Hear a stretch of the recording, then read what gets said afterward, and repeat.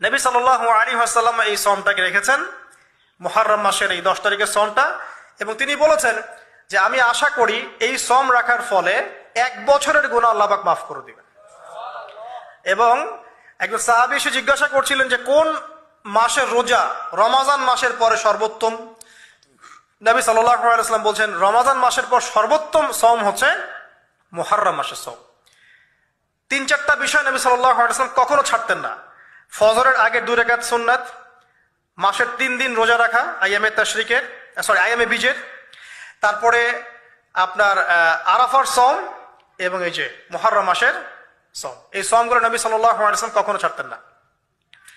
আরো এসেছে একটা বর্ণনা, আমি এটা পেয়েছি ফয়জুল কালামের মধ্যে, যে আশুরার সওম রাখার পাশাপাশি ওই দিন যদি আপনি পরিবার বর্গের উপর খরচ করেন, ইনশাআল্লাহ আপনাকে সারা বছর আল্লাহর পক্ষ থেকে রিজিকের প্রশস্ততা দেওয়া হবে ইনশাআল্লাহ।